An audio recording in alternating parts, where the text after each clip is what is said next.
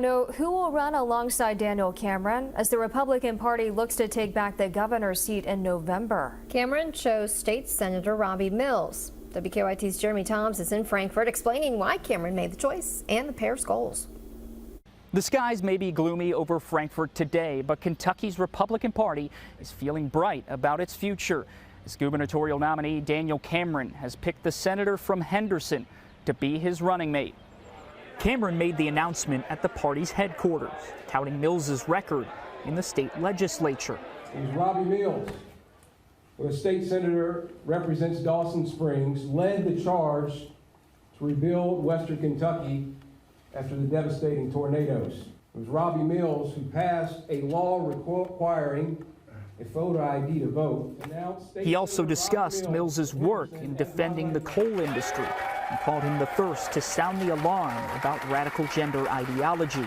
Both say the Cameron-Mills ticket will also focus on education and crime, two places where they say they sharply deviate from Governor Andy Beshear's vision.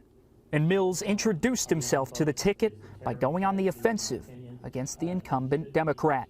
He vetoed my bill to stop boys from competing in girls' sports. Because of his shutdowns, remember this, because of his shutdowns, students are now suffering extreme learning loss right now.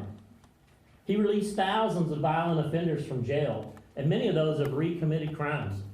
Governor Andy Beshear's campaign responded to the announcement, saying in a statement that selecting the person who helped lead the charge to enact former Governor Matt Bevin's plan to slash pensions for our teachers, police, and firefighters shows that Daniel Cameron does not care about hardworking Kentuckians.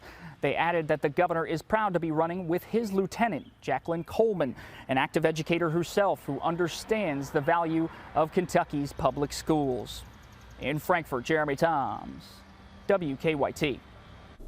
Senator Mills also said this morning he will attend Fancy Farm next month. Beyond that, he plans on grassroots campaigns and knocking on a lot of doors in the next 16 weeks. Meanwhile, Beshear's running mate will once again be Lieutenant Governor Jacqueline Coleman. She officially filed to run on the Beshear ticket yesterday. She says she expects teachers to be a key voting bloc.